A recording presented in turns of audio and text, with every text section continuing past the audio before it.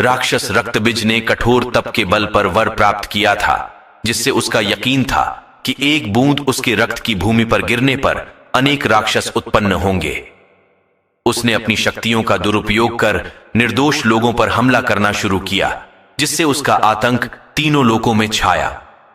देवताएं ने उसे युद्ध के लिए बुलाया, परंतु रक्तबिज का नाश करना मुश्किल हो रहा था, क्योंकि उसकी हर बूंद से अनेक और राक्षस उत्पन्न हो रहे थे।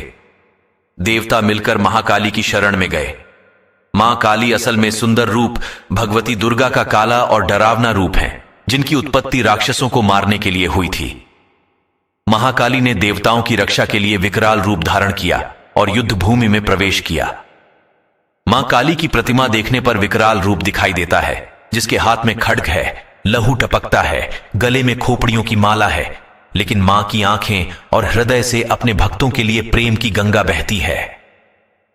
महाकाली ने राक्षसों का संहार करना शुरू किया, लेकिन रक्त बीज के खून की एक बूंद धरती पर गिरने से अनेक दानवों का उत्पन्न होना शुरू हो गया, जिससे युद्ध भूमि में दैत्यों की संख्या बढ़ने लगी। तब मां ने अपनी जिह्वा को बहुत फैला दिया। दानवों के खून जमीन बजाय उनकी जिह्वा पर गिरना शुरू हो गया। वह लाशों के ढेर लगाती गई और उनका खून पीती गई। इस प्रकार महाकाली ने रक्त बीज को समाप्त किया, लेकिन उनका क्रोध इतना भयंकर था कि उन्हें शांति करना अत्यंत आवश्यक था, परंतु कोई भी उनके पास जाने से डर रहा था।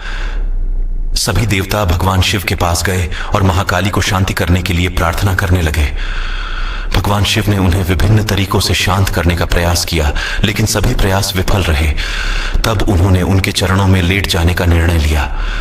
जब उनके चरण भगवान शिव पर पड़े तो महाकाली एकदम से ठिठक गईं। उनका क्रोध शांत हो गया। आदि शक्तिमान दुर्गा के विभिन्न रूपों का वर्णन मार्कंडेय पुराण में सुंदरता से किया गया है।